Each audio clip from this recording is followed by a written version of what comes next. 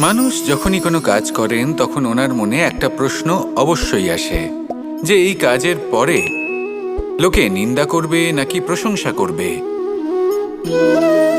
এই বিষয়ে ভাবতে ভাবতে ওনারা এটা বুঝতে ভুলে যান যে নিন্দা এবং প্রশংসার বিষয়ে ভেবে ওনারা নিজেদের একাগ্রতা এবং সমর্পণ দুটোই হারিয়ে ফেলেন। নিন্দা হবে ভেবে ভয় পাওয়ার কি প্রয়োজন? নিন্দাতে অনুচিত কি আছে? উচিত দৃষ্টিভঙ্গি দিয়ে ভেবে দেখুন। নিন্দা এবং প্রশংসা এই দুটোই হলো অনিবার্য।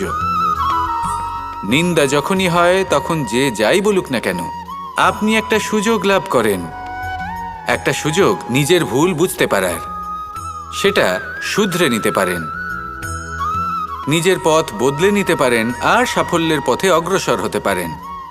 একটা শিক্ষা পাওয়া যায় এই নিন্দা দ্বারা। আর যখন প্রশংসা লাভ হয় তখন আমাদের মন আনন্দে ভরে ওঠে। এই দুটোই অত্যন্ত প্রয়োজনীয়। সেই জন্য নিন্দা এবং প্রশংসার এই খেলায় জীবনের অঙ্কটা বদলে ফেলবেন না, সেটা অনুচিত হবে। কারণ জীবন না শুধু নিন্দার বিষয় আর না শুধু প্রশংসার, জীবন হলো আত্মিক সুখের বিষয়। যখন আপনি কোনো শ্রেষ্ঠ কাজ করেন আপনার মন আপনাকে বলে দেবে যে আজ আপনি কোনো শুভ কাজ করেছেন। সেটাই হলো আত্মিক সুখ, এটাই হলো জীবন। তাই নিন্দার মাধ্যমে যে দুঃখ জীবনে আসে বা ফেলে আসা অতীতের জন্য আপনার জীবনে যে দুঃখ আসে সেগুলো ভাবা বন্ধ করে দিন আর কর্ম করুন এই বর্তমানের জন্য, আগামী ভবিষ্যতের জন্য। আসুন আমার সাথে ভালোবেসে বলুন রাধা রাধা। বড়ই অদ্ভুত ব্যাপার, একটি পাথরের প্রতিমা যখন মন্দিরে স্থাপিত হয় তখন তা আমাদের কাছে ভগবান সম হয়ে দাঁড়ায়। কিন্তু যখন একজন জীবিত মানুষ মন্দিরে গিয়ে থাকেন তখন তার শরীর, মন, আত্মা সেই সব পাথর সম হয়ে দাঁড়ায়। কিন্তু এমনটা আমি ঠিক কেন বললাম ভেবে দেখুন। মানুষ এটা চান যে কোনো পরিস্থিতি, যে কোনো স্থানেই তার বিজয় হোক, কিন্তু এখানে এসে সে পরাজিত হয়। এরকম ঠিক কেন হয়? সমস্ত খেলা হলো ভাবনা চিন্তার, বিচারধারার, দৃষ্টিভঙ্গির উত্তরদায়িত্বের খেলা।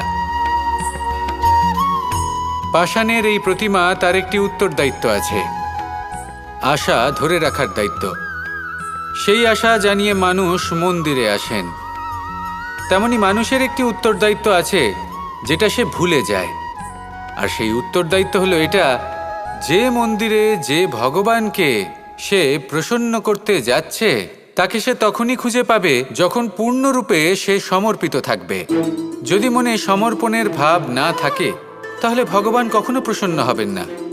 নিজের উত্তরদায়িত্ব বোঝার বদলে মানুষ শুধু একটা অনুষ্ঠান পালন করেন, যেমন ফুলের একটা মালা অর্পণ করেন, আর সেই কারণেই তিনি পরাজিত হন। আপনি ফুলের মালা অর্পণ করুন, প্রসাদ অর্পণ করুন, কিন্তু মনের মধ্যে পূর্ণ সমর্পণের ভাব থাকা প্রয়োজনীয়। তবেই আপনি মন্দিরে গিয়েও প্রাণবন্ত হয়ে থাকতে পারবেন, তবেই ঈশ্বরকে প্রসন্ন করতে পারবেন। আসুন আমার সাথে ভালোবেসে বলুন রাধা রাধা।